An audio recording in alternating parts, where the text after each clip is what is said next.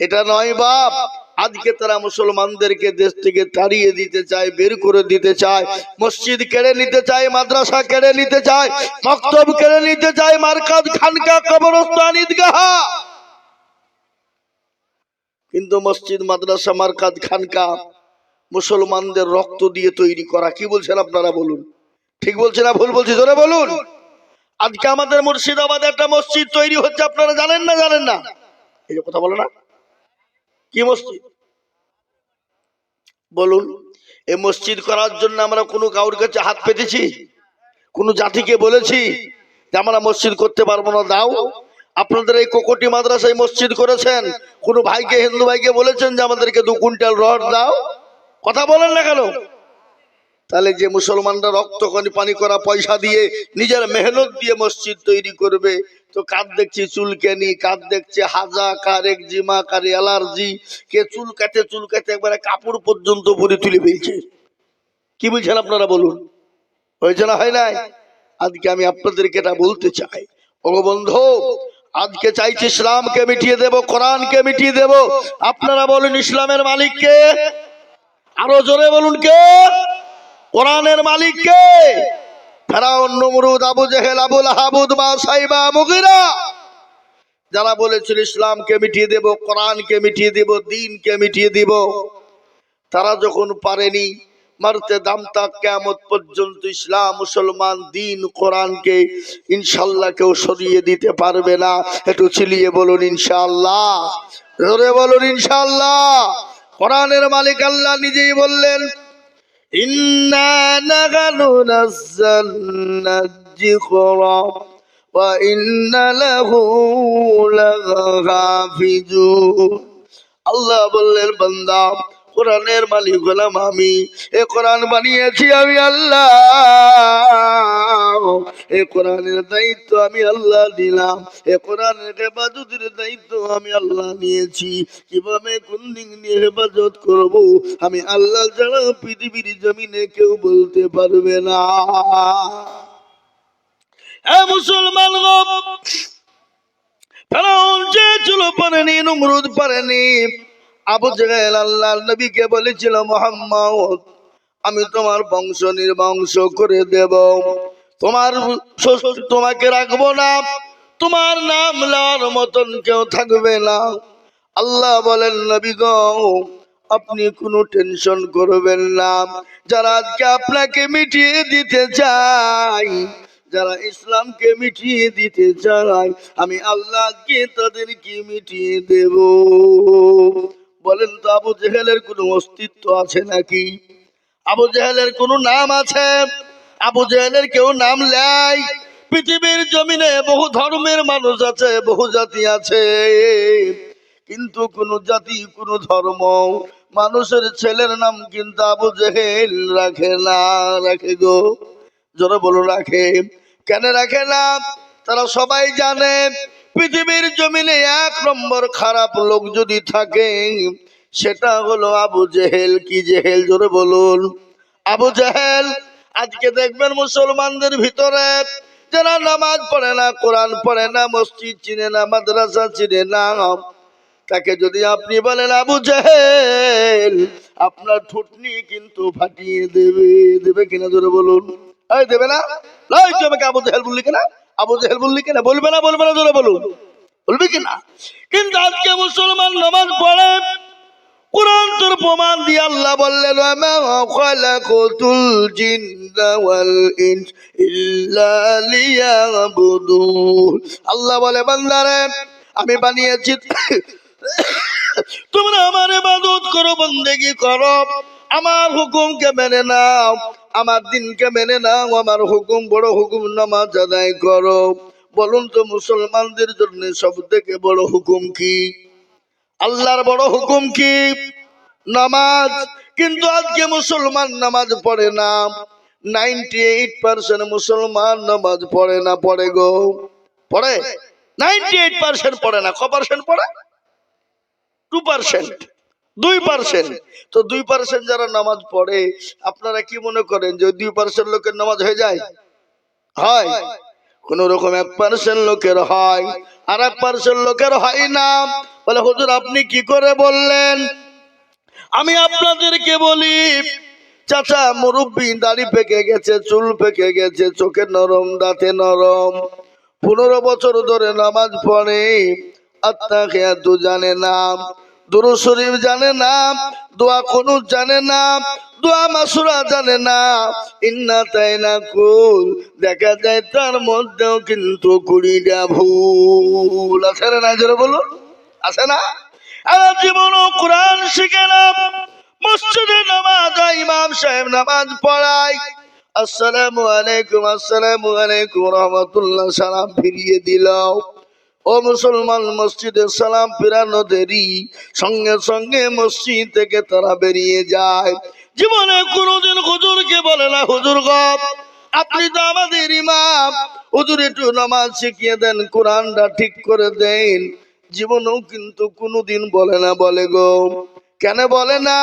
যদি মৌলবীর কাছে বলি, মৌলবী যদি ভুল ধরে ফেলে, তাহলে মৌলবীর কাছে আমাদের মাথাটা নত হয়ে যাবে। আর আজ আমাদের সমাজে ইমামের দাম নাই, ইমাম সাহেবদের মান নাই। কি বলছেন আপনারা বলুন? মর্যাদা আছে ইমামের? ইমামের যদি মর্যাদা থাকতো, ইমামের বেতন কত? 5। ঠিক না বেশি? জোরে বলুন।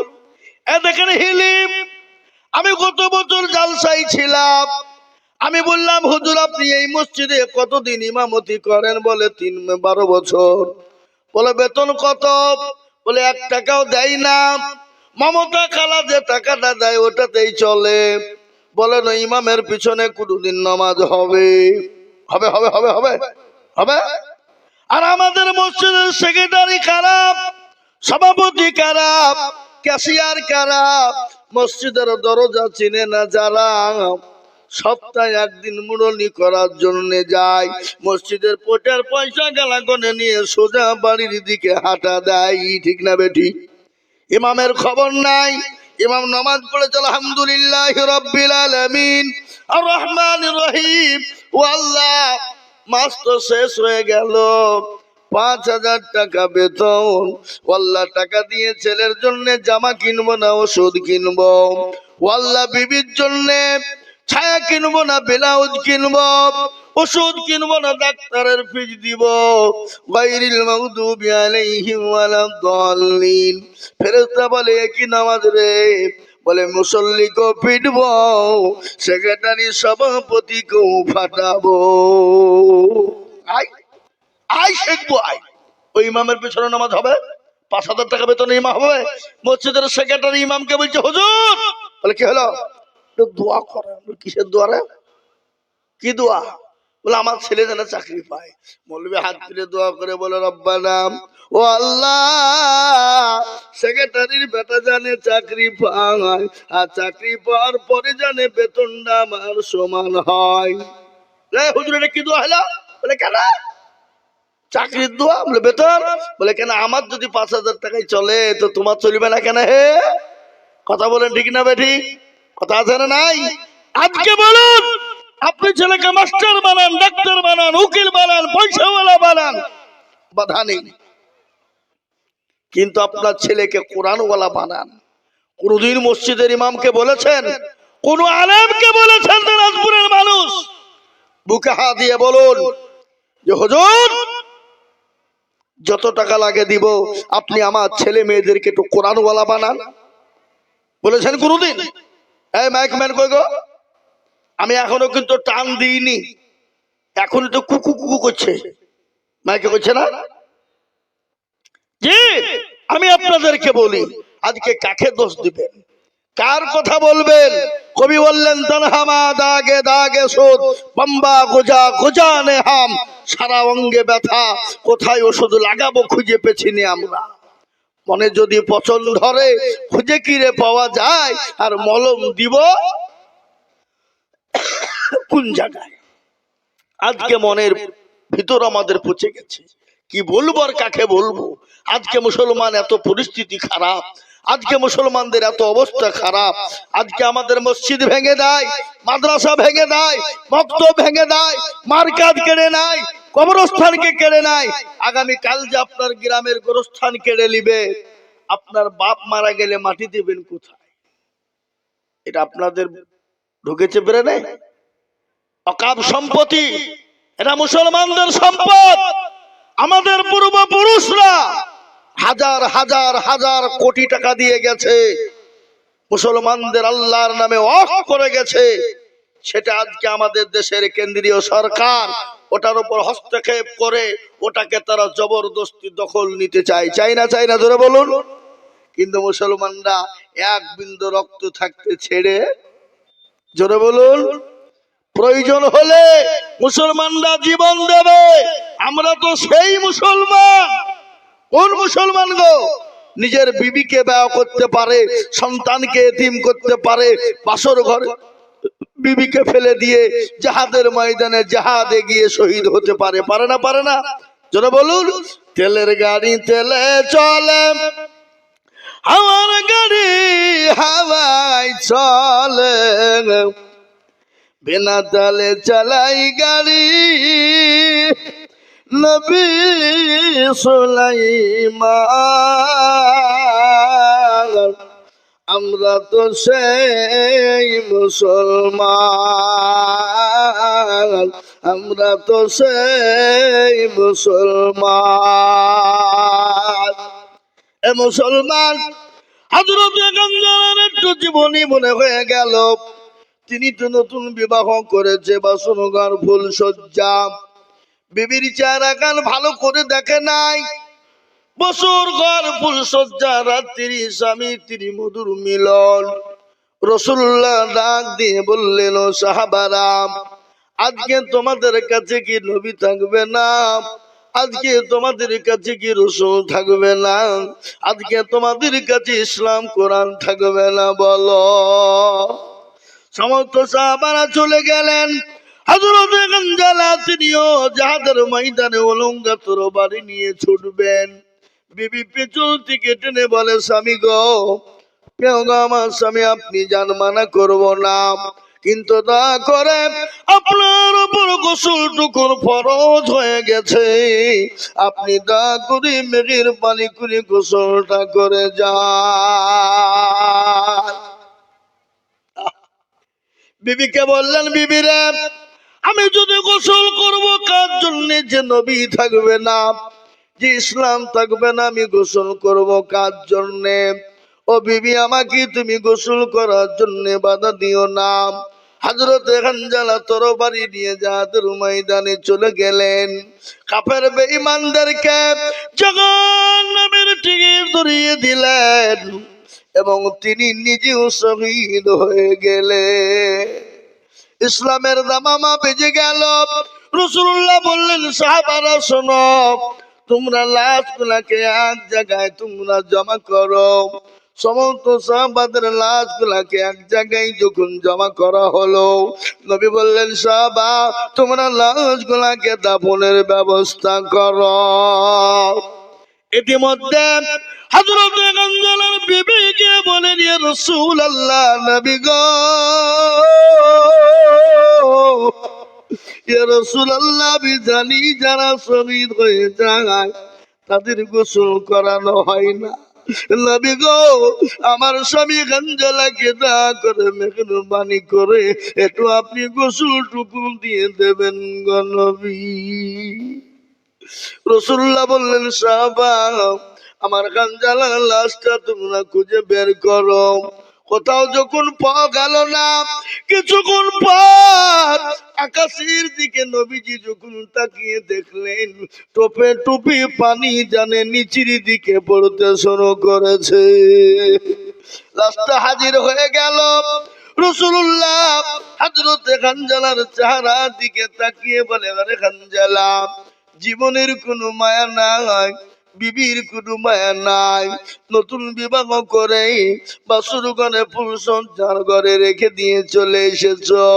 ও হানজালা, রাসূলুল্লাহ চোখের পানি ধরে রাখতে পারে না।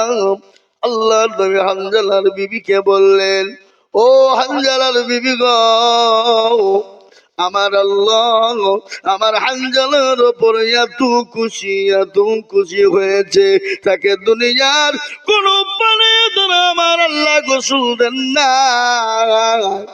হাউজ কাউসারের পানি দিয়ে আমার আল্লাহ গোসল টুকুন দিয়েছে।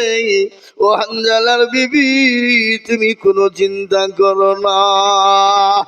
যে মুসলমানেরা জীবনের পরোয়া করে না, বিবির মায়া করে না, সন্তানের মায়া করে না, সেই মুসলমানদের মসজিদ কেড়ে নিবেন, সে মুসলমানদের মাদ্রাসা কেড়ে নিবে, সে মুসলমানদের কোরআন কেড়ে নিবে, এক বিন্দু রক্ত থাকতেও ছেড়ে দেব না। একটু হাতটা উঁচু করে আল্লাহকে দেখিয়ে বলুন ইনশাআল্লাহ। দেখো কেউ কেউ তুলল না, ওরা মনে করছে হাত বের করছি না, ঠান্ডায় ক্ষমা খাই। আচ্ছা বলুন তো, যে তুললো সে জিতলো না হারলো? যে তুলে দিল সে জিতে গেল, আর যে তুলতে পারলো না সে কি হলো? জোরে বলুন। হেরে গেল। ওরা মনে করছে মৌলবি দেখতে পাবে না, কিন্তু যেটা কেউ দেখে না সেটা দেখেন কে? এই গ্রামটার নাম কি? ককটি। কোন থানা? কুমারগঞ্জ। ওই কুমারগঞ্জ নাকি? হ্যাঁ, এই তো কুমারগঞ্জ এখানে নাকি? হ্যাঁ, কুমারগঞ্জ থানা। এভাবে এই গ্রামের লোক বড় চালাক। বদনা বুঝেন না? বদনা বুঝেন? লুটা বদনায় দিয়ে পানি নিয়ে মাঠে গেছে কি করতে? হ্যাঁ, পায়খানা করতে। ও পায়খানা করে পানি খরচ করতে গিয়ে দেখছে বদনায় পানি নাই। কি রে? দেখছে বদনা ফুটো হয়ে গেছে, বাবা পানি সব শেষ। বুঝে আরে কাল মুর্শিদাবাদ থেকে আজিজুল হক আইলো, তাই ঠগাইতে পারলো না। আর এই বদনা ঠগিয়ে ফেললি তুই, দাঁড়া কালি কি কি করে ঠগাস। ও আবার তারপরের দিন পানি নিয়ে যে বলছে আজকে আগে পানি খরচ করবো তারপরে পায়খানা ফেলবো। দেখি কি করে ঠগাস। এ বাবা, আর ঠকলো না জিতলো? আগে ঠকলো তো। যারা হাতটা তুললো তারা জিতলো, আর যারা তুললো না ঠকে গেল। ও মুসলমান, জীবনের কোনো মায়া নাই, জীবনের কোনো দাম নাই। কখন আছি কখন চলে যাব। কত যুবক কত তরুণ আমাদের সামনে চলে গেল, কত যুবক লরির চাকায় চলে গেল, কত তরুণ মোটর সাইকেল নিয়ে লরির ডাম্পারের চাকাতে চলে গেল, কুচি কুচি হয়ে গেল, থান হয়ে গেল। যুবক, মরণের পরে আর একটা জায়গা আছে, যে জায়গাটার নাম হলো কবর। যে কবরের কথা আমার মনে হয়ে গেল। বিশ্ব নবী জনাবে মুহাম্মদুর রাসূলুল্লাহ সাল্লাল্লাহু আলাইহি ওয়াসাল্লাম মা এসা খাদিজার ঘরে শোয়া, ওর উপর মাথা দিয়ে নবীজি শুয়ে আছেন।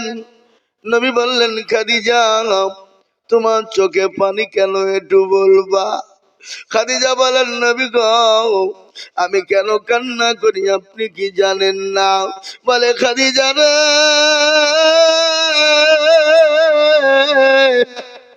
আমি তোমাকে শাড়ি কিনে দিতে পারি না, এই জন্য তুমি কান্না করো না। হযরত খাদিজা বলেন, নবী গো আমি এই জন্য কান্না করি নাই, তুমি কেন কান্না করো বলো? তোমার বাড়িতে 3 দিন চুলো জ্বলে না। চুলো বলেন না কি বলেন? মা বোনের রান্না করে ওটাকে কি বলে? চুলা।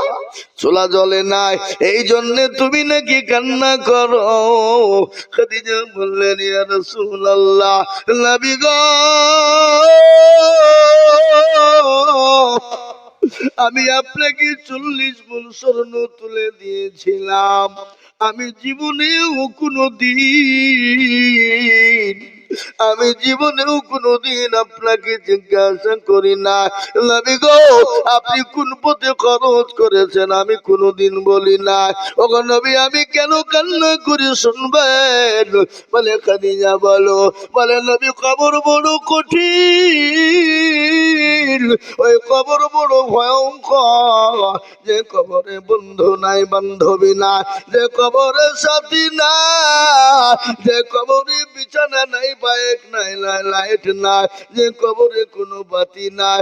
নবী গো আমি খাদিজা ওই কবর দিকে বড় ভয় পাই।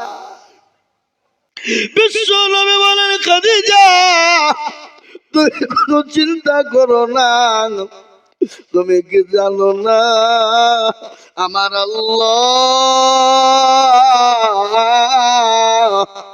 ওই কবরের ভিতরে আমার দুইজন বিবিকে তোমার জন্য পাহারাদার রাখা হবে। সুবহানাল্লাহ বলবেন না? মা খাদিজার কান্না বন্ধ হয়ে গেল। চুপ। আনন্দে নাকি? আনন্দে বন্ধ হলো না। মেয়েদের ভিতরে একটু হিংসা আছে, আছে না নাই? জোরে বলুন।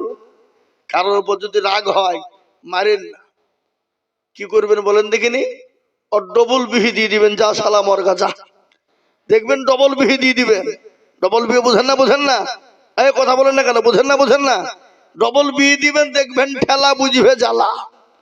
কি বুঝছেন আপনারা বলুন? হ্যাঁ, সব থেকে তিতো কি?